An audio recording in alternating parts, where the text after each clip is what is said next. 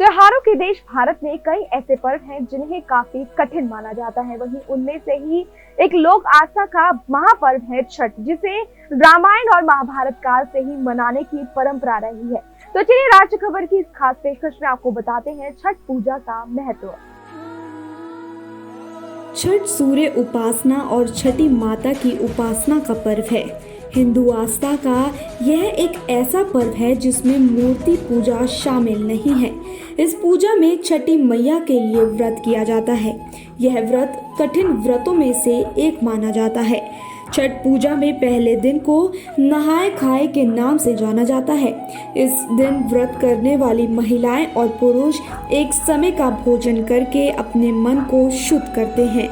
इस दिन से घर में शुद्धता का बहुत ध्यान रखा जाता है और लहसुन प्याज बनाने की मनाही हो जाती है। नहाए खाए वाले दिन व्रती महिलाएं लौकी की सब्जी, चने की दाल, चावल और मूली खाती हैं। छठ पूजा में दूसरे दिन को खरना के नाम से जाना जाता है। इस दिन व्रती पूरे दिन का उपवास रखती हैं। खरना का मतलब होता है शुद्धिकरण। खरना के दिन शाम होने पर गुड़ की खीर का प्रसाद बनाकर व्रती महिलाएं पूजा करने के बाद अपने दिन भर का उपवास खोलती हैं। फिर इस प्रसाद को सभी में बांट दिया जाता है। इस प्रसाद को ग्रहण करने के बाद व्रतियों का 36 घंटे का निर्जला व्रत शुरू हो जाता है। इस दिन प्रसाद बनाने के लिए नए मिट्टी के चूल्हे और आम की लकड़ी का प्रयोग करना शुभ माना जाता है। तीसरे दिन शाम के समय डूबते हुए सूर्य देव को अर्घ दिया जाता है, जिसकी वजह से इसे संध्या अर्घ कहा जाता है। इस दिन व्रती महिलाएं भोर में सूर्य निकलने से पहले रात को रखा मिश्री पानी पीती हैं। उसके बाद अगले दिन अंतिम अर्घ देने के बाद ही पानी पीना होता है। संध्या अर्घ के दिन विशेष प्रकार का पकवान यानी ठेकुआ और मौसमी फल सूर्य देव को चढ़ाया जाता है और उन्हें दूध और जल से अर्घ दिया जाता है। चौथे दिन उगते सूरज को अंतिम अर्घ दिया जाता है। व्रत रखने वाली महिलाएं और पुरुष छठी मैया और सूर्य देव से अपनी संतान और पूरे परिवार की सुख शांति और उन पर अपनी कृपा बनाए रखने की प्रार्थना करती हैं। इसके बाद व्रती घर के देवी देवताओं की पूजा करते हैं और फिर प्रसाद को खाकर व्रत का समापन करते हैं।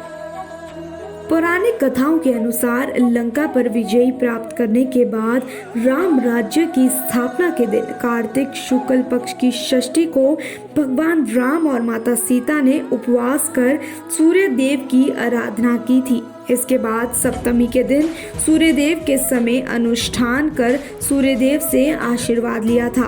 कहा जाता है कि पांडवों की पत्नी द्रौपदी ने भी सूर्यदेव की आराधना की थी।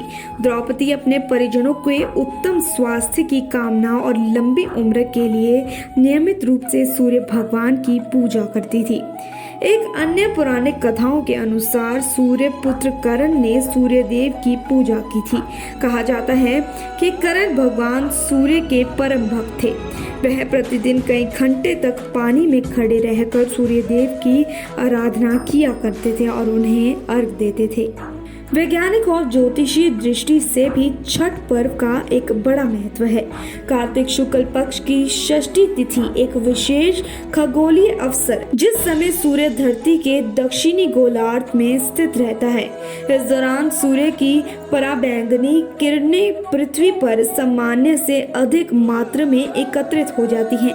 इन हानिकारक किरणों का सीधा असर लोगों की आंख, पेट व त्वचा पर पड़ता है। छठ पर्व पर सूर्यदेव की उपासना और अर्घ देने से पराबैंगनी किरणें मनुष्य को हानि ना पहुंचाए, इस वजह से सूर्य की पूजा का महत्व बढ़ जाता है। ताज़ा खबरों से जुड़े रहने के लिए सब्सक्राइब करें राष्ट्रीय खबर टीवी और बेल आइकन दबाना ना भूलें।